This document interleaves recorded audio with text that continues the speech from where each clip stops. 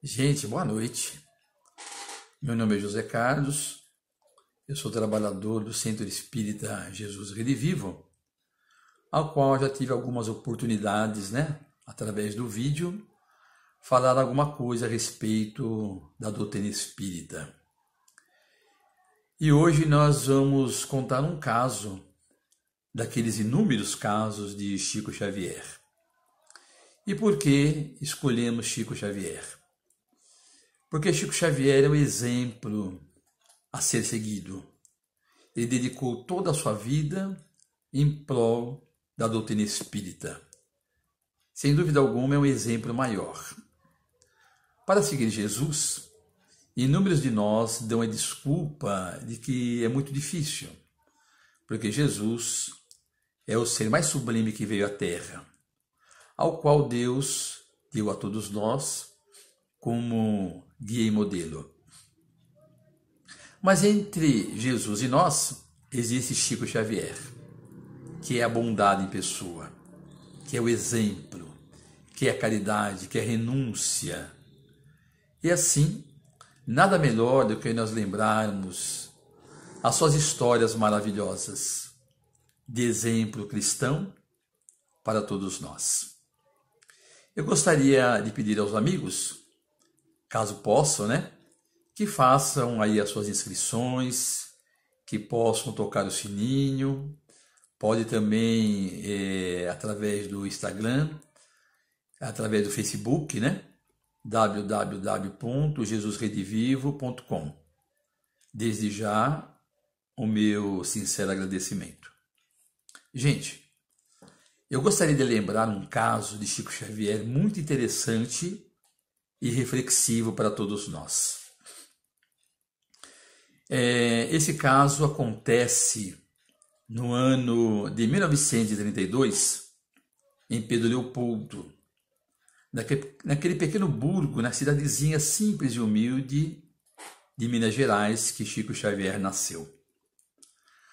Nós sabemos que Chico Xavier nasceu no dia 2 de abril do ano de 1910. No ano de 1905, ele ficou órfão da sua mãezinha, que parte para o plano espiritual, deixando 9 filhos, entre eles Chico Xavier. Dona Maria João de Deus era lavadeira, seu João Cândido vendedor de bilhetes. E Chico Xavier, nos seus 3, 4 anos, ele já enxergava os espíritos, os seres desencarnados, já ouvia, E aí, todos os filhos foram dados aos parentes, amigos, conhecidos, e seu João Cândido viúvo, depois de 2 anos, ele vai se consorciar com Dona Cidália, ao qual exige o retorno de todos os filhos.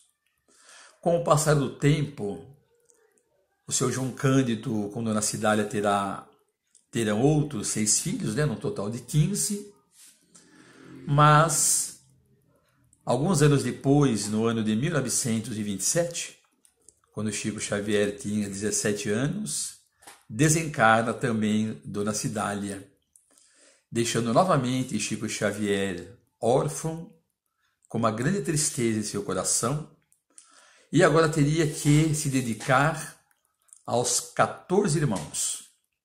E ele havia prometido que enquanto não casasse o seu último irmão ou irmã, ele não se daria por concluída a sua tarefa no lar. Pois bem, logo depois nós vamos ter a presença de Emmanuel na vida de Chico Xavier. No ano de 1932, temos o lançamento do seu primeiro livro, Parnaso de Além Túmulo, ao qual foi editado pela Federação Espírita Brasileira. Mas nesse interim, o interessante é que Chico Xavier, com o seu irmão José Xavier, com a cunhada Dona Geni Xavier, mais José Hermínio Perácio e Dona Carmen Perácio, eles abrem um centro espírita Luiz Gonzaga em Pedro Leopoldo.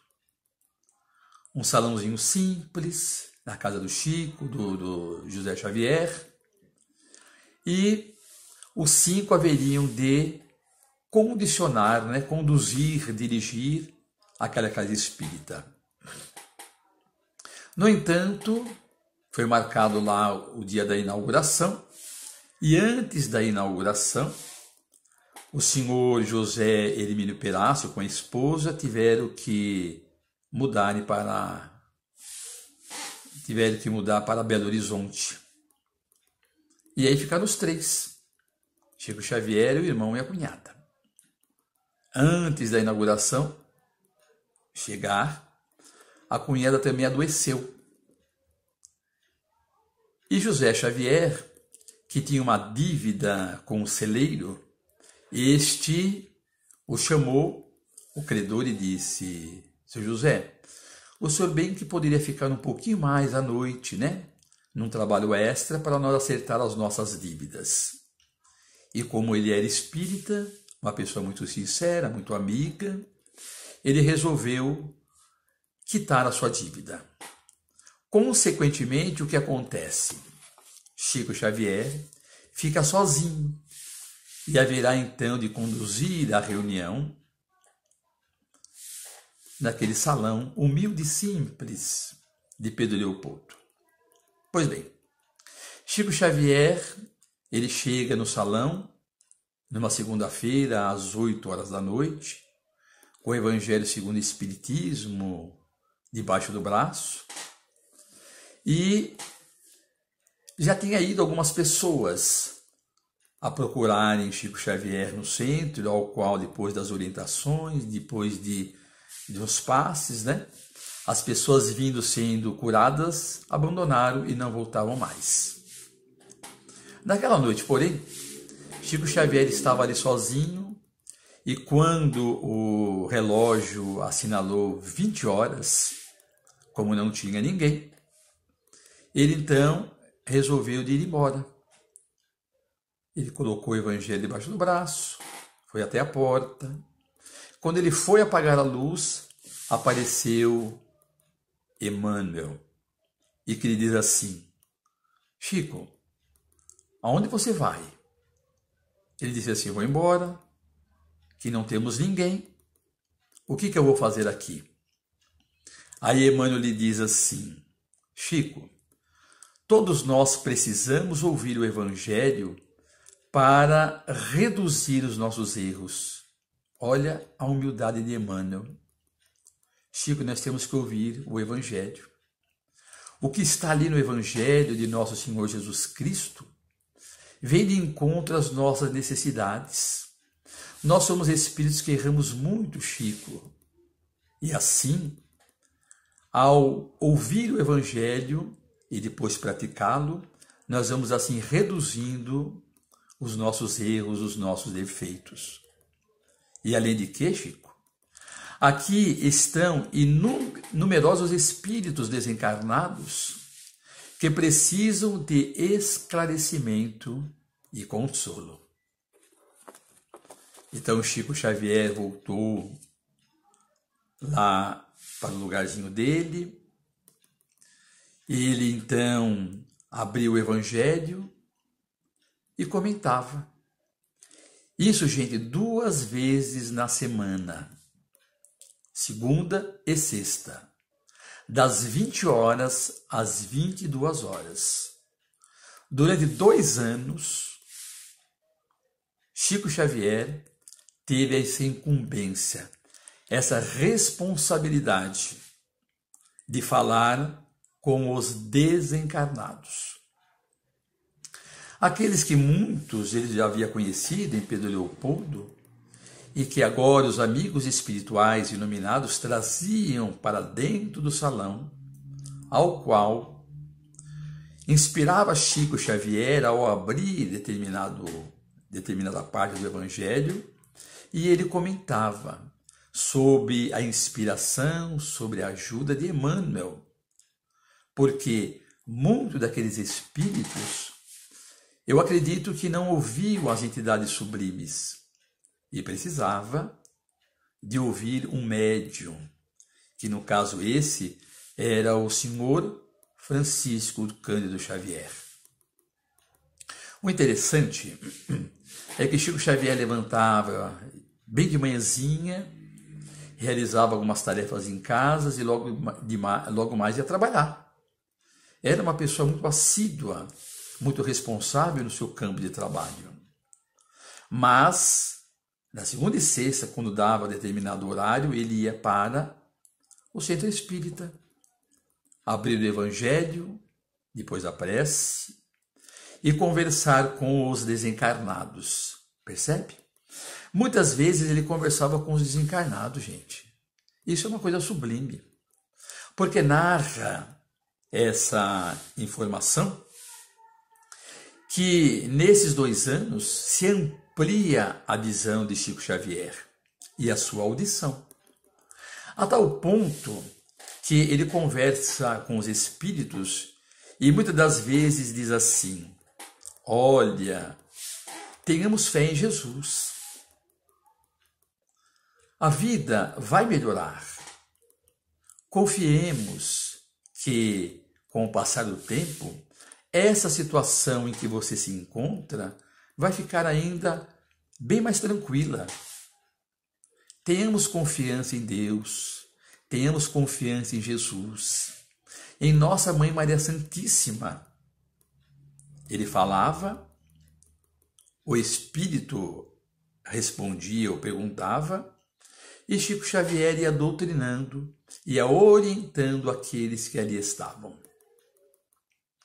É claro que alguma das irmãs do Chico fica muito preocupada.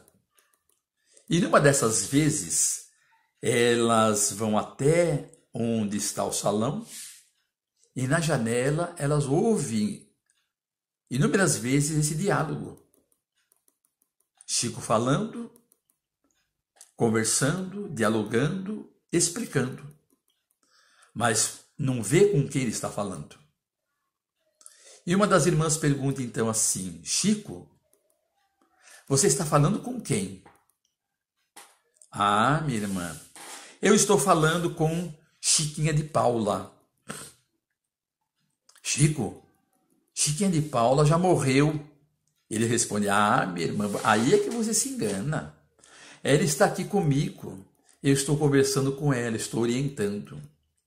A irmã faz o sinal da cruz e fala: Deus me livre. E vai-se embora. Chegando em casa, reúne os irmãos e fala assim: olha, nós estamos muito preocupados com o Chico.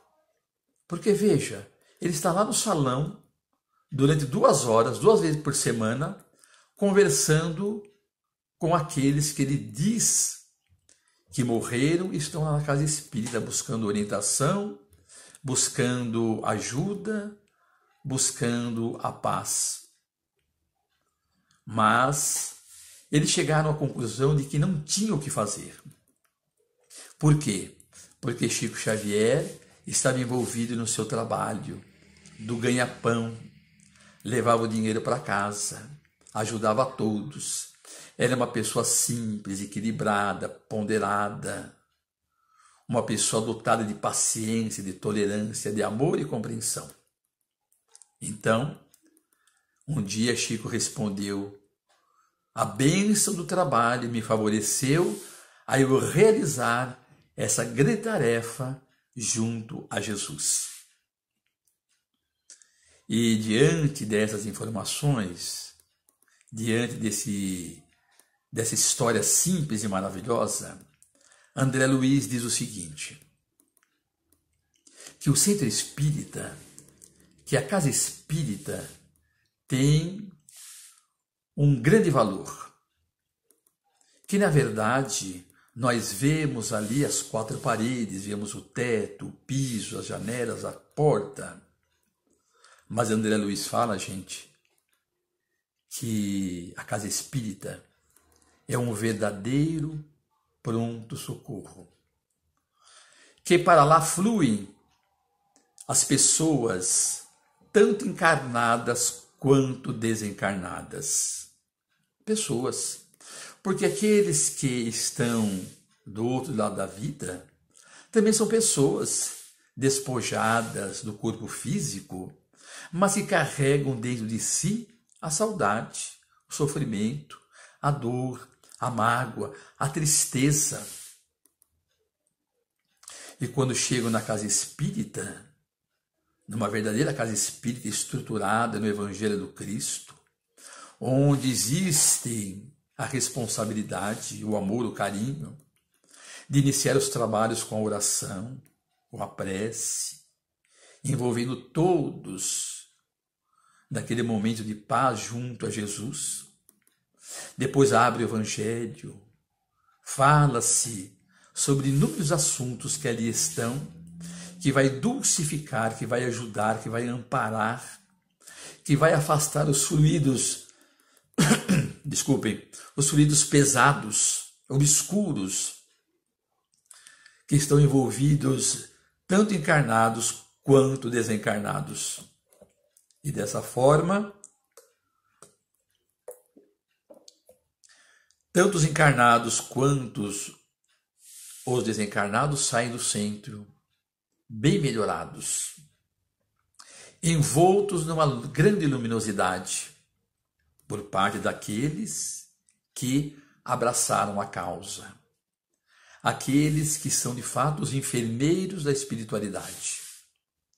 Aqueles que são enfermeiros encarnados, que agregam, que ajudam, que amparam.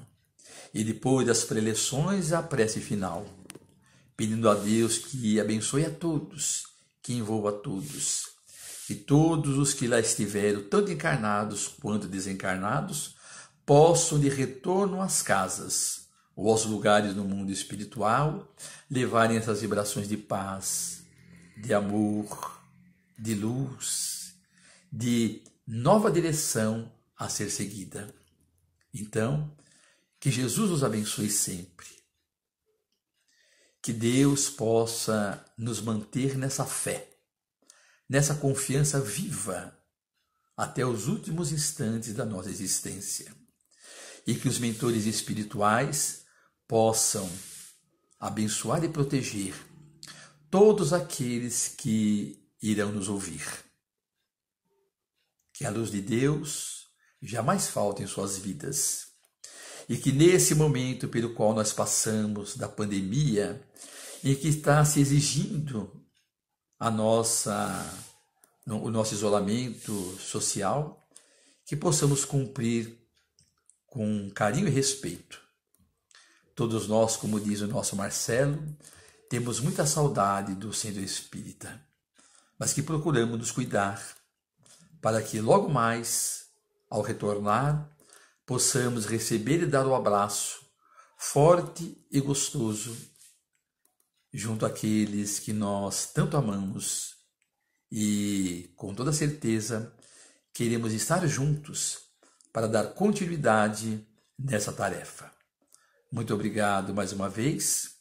E antes de terminar, a gente pede uma vez mais que faça inscrição, que acione lá o sininho e que possam também, através do Instagram, do Facebook, www.jesusredivivo.com. Muito obrigado, Deus abençoe e até a próxima com mais um lindo caso de Chico Xavier.